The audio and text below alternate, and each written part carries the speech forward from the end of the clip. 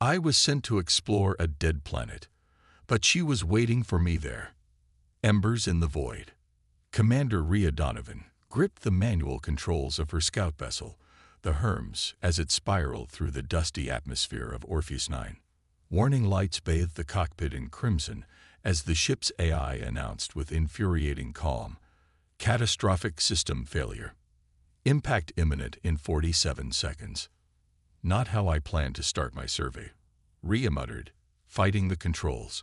Her mission had been straightforward: conduct a final assessment of Orpheus 9, a planet classified as terminally non-viable after its star's unexpected shift had supposedly rendered it incapable of supporting life.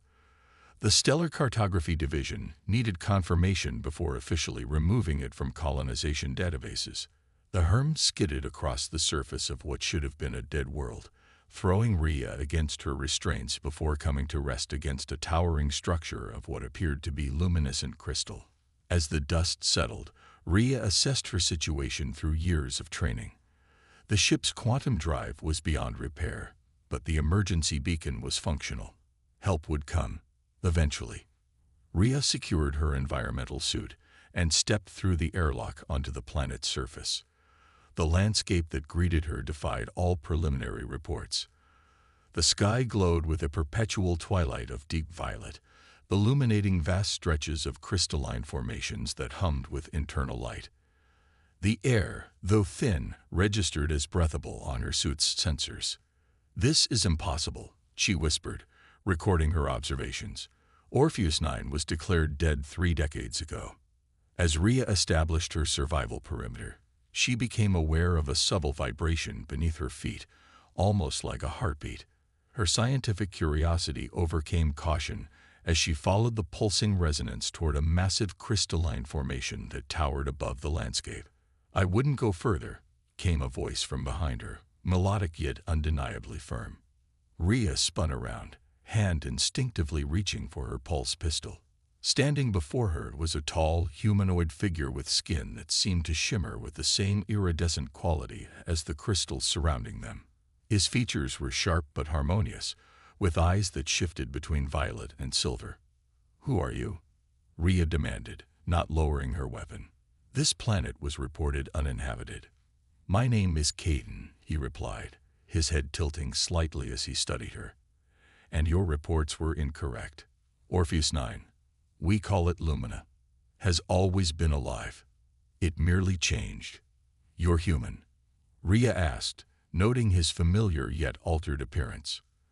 "I was once." Caden stepped forward, movements fluid and graceful. "I was part of the first survey team, 34 years ago. When our star shifted, those who could leave did. I stayed." "By choice?" Rhea couldn't hide her disbelief. "Necessity, at first." Caden gestured toward the crystal formations. "My body had already begun adapting to the resonance energy by the time evacuation was ordered. Now, after all this time," his voice trailed off. "You couldn't leave even if you wanted to." Rhea finished for him, finally lowering her weapon. The scientific implications were staggering. Human physiology wasn't supposed to adapt this dramatically, not within a single lifetime. "Night approaches," Caden said, glancing at the darkening sky. "The temperature will drop beyond your suit's capabilities. Come with me." Rhea hesitated.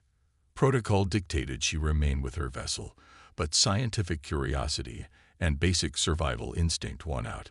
"Lead the way." Caden guided her through the crystalline landscape to what appeared to be a dwelling carved into a massive formation. Inside, the space was warm and illuminated by the same bioluminescence that characterized the entire planet. "The crystals respond to thought patterns," Caden explained, as the lights dimmed slightly when he gestured.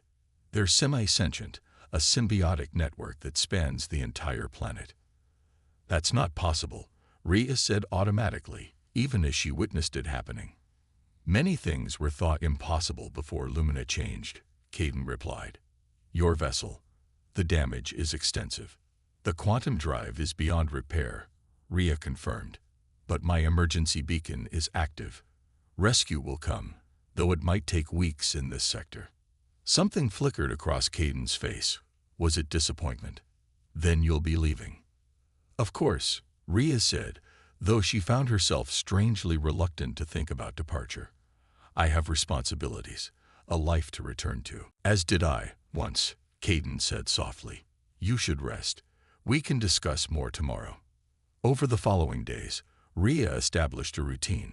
Mornings were spent attempting repairs on her communication systems. Afternoons were dedicated to scientific observation, documenting everything about this supposedly dead planet that was very much alive. Evenings were spent with Caden, learning about Lumina's transformation and the civilization that had once thrived here. The remaining colonists formed a symbiotic relationship with the Crystal Network. Caden explained one evening as they shared a meal of cultivated plants that glowed with internal light. But eventually, one by one, they either left or passed away. For the last 7 years, I've been alone. That's a long time without human contact, Rhea observed, studying him. Despite his altered appearance, there was something deeply human about his expressions, his loneliness. The crystals provide a form of communion, Caden said, but it's not the same as conversation, as sharing memories with someone who understands. On the 10th day, Rhea noticed something alarming. The readings from her medical scanner showed changes in her cellular structure, subtle alterations that mimicked what she observed in Lumina's plant life.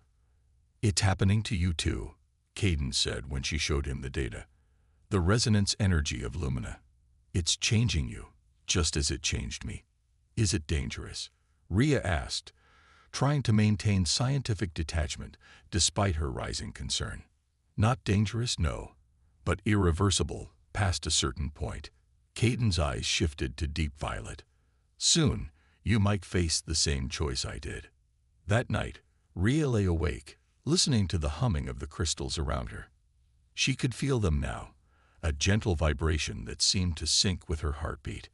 When she finally slept, her dreams were filled with crystalline landscapes and the sensation of being connected to something vast and ancient. She awoke to a notification from her communicator. A rescue vessel had received her beacon and was en route. Arrival estimated in 2 weeks. What should have been welcome news instead filled her with unexpected dread. Your people are coming, Caden said when she emerged from her sleeping quarters. I can sense the disruption in Lumina's field. How could you possibly know that? Rhea asked, though she was beginning to understand that conventional physics didn't fully apply here. The same way you knew I was behind you before you turned around, Caden replied with a sad smile. The resonance connects us now. You can feel it, can't you? Rhea couldn't deny it. Over the past days, she'd become increasingly aware of Caden's presence, could sometimes sense his emotions without seeing his face. More disturbingly, she'd begun to see faint luminescence beneath her skin when she stood in darkness. What happens if I leave now? She asked, voicing the question that had been haunting her. Caden's expression grew solemn. I don't know with certainty. No one has ever left after beginning the transformation, but I believe it would be painful. The severing of the connection would create a void within you. And if I stay, Rhea whispered, the implications of such a choice overwhelming. Then you would continue to change, to become part of Lumina as I have, Caden said, his voice gentle. Neither fully human anymore, nor truly something else, a bridge between worlds. Rhea turned away, staring out at the crystalline landscape that had begun to feel more like home than a research subject. 2 weeks. 2 weeks to decide between the life she had known and the unknown existence that beckoned to her through the resonating crystals of a world that should have been dead, but instead had simply transformed, just as she was transforming now. And as the first light of Lumina's eternal twilight broke across the horizon, Commander Rhea Donovan faced the most significant decision of her life. Return to the stars that had always been her home, or remain in the embrace of crystalline light with the last human who had made the same choice before her. Resonance of souls. The rescue vessel Artemis appeared in Lumina's atmosphere precisely 2 weeks later, its sleek form disrupting the violet twilight as it descended toward Rhea's emergency beacon. Standing at the edge of the crystal field that had become familiar territory, Rhea felt the conflict within her intensify.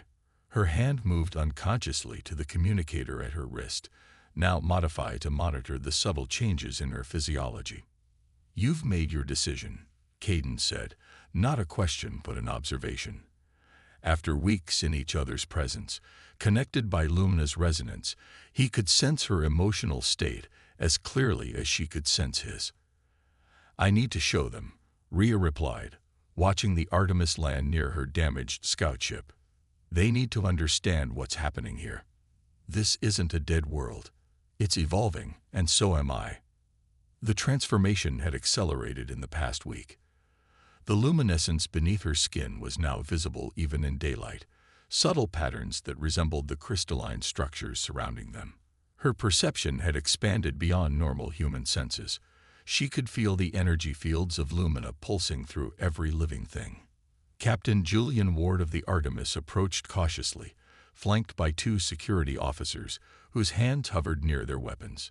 His expression shifted from professional concern to barely concealed shock as he took in Rhea's altered appearance. "Commander Donovan," he asked, hesitating, "we received your distress signal. We're here to bring you home." "Captain Ward," Rhea acknowledged, noting how the crystals around them dimmed slightly in response to the newcomer's apprehension. "Thank you for the prompt response. However, the situation is more complex than a simple extraction." Over the next hours, Rhea explained what she had discovered about Lumina, about the resonance energy that had transformed not just the planet, but Caden and now herself. The Artemis's science officer, Dr. Nadia Volkov, was particularly fascinated by the medical scans Rhea had recorded of her own cellular changes. "This is unprecedented," Dr. Volkov murmured, studying the data. "Your DNA is being rewritten, yet it's not causing cellular degradation. If anything, your systems are becoming more efficient." "It's the resonance," Caden explained, maintaining a respectful distance from the rescue team who still regarded him with suspicion. "It doesn't replace what we are. It augments, adapts, connects." "And you've been here for 34 years?" Captain Ward asked, skepticism evident in his voice. "Our records indicate the evacuation team reported all colonists accounted for." "They reported what they believed to be true," Caden said simply. "I was already too far into the transformation to register as fully human on their scanners." That evening, as the Artemis crew returned to their ship to process what they had learned and communicate with Earth Command, Rhea found herself drawn to the crystal heart of Lumina, a massive chamber Caden had shown her days earlier, where the resonance energy was at its strongest. "You don't have to choose," Caden said, following her to the chamber. "Not completely." "What do you mean?" Rhea asked, watching the energy pattern swirl within the central crystal formation. "There is a ritual, a process my people discovered before they left. It would allow you to preserve your connection to Lumina even at a distance." Caden approached the crystal heart, placing his palm against its surface. "It would require binding a fragment of the core resonance to your life force permanently." "Is it dangerous?" Rhea asked, though she already knew the answer. "Yes," Caden admitted. "No outsider has ever attempted it. The energy could overwhelm your system, even with the adaptations you've already undergone." Rhea considered her options. Leaving meant severing this profound connection, she discovered, returning to a life that suddenly seemed hollow by comparison. Staying meant abandoning her duties, her career, everything she had worked for. But this third option, dangerous as it was, offered a bridge between worlds. "Show me," she said finally. The ritual took place at what passed for midnight on Lumina, when the crystal energies were at their most harmonious.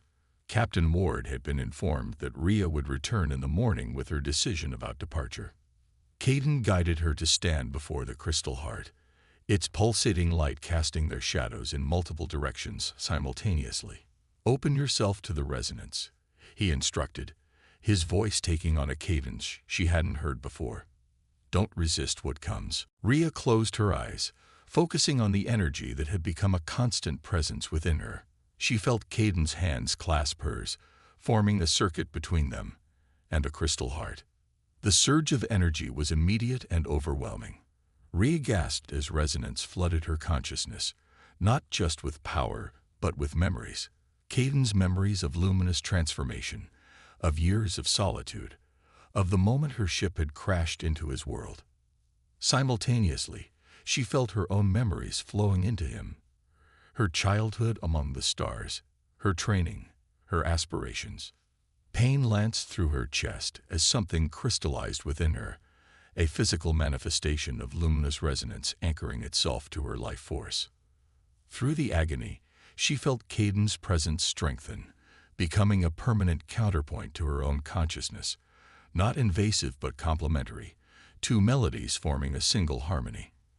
When it ended, Rhea collapsed to her knees, trembling. Her skin now glowed with unmistakable luminescence, and when she opened her eyes, Caden let out a soft gasp. They had changed, now shifting between her natural hazel and a violet that matched luminous twilight sky. "It worked," he whispered, helping her to her feet. "You carry Lumina with you now, and our connection." "I can feel it," Rhea said wonderingly, placing a hand over her heart where the crystal fragment pulsed in rhythm with her heartbeat. "You're there, like a second heartbeat." The next morning, when Rhea approached the Artemis with Caden at her side, Captain Ward immediately noticed the change. "Commander, what have you done?" he asked, alarmed by her transformed appearance. "I've found a compromise," Rhea replied steadily. "I'll return with you to Earth, Captain, but there are conditions."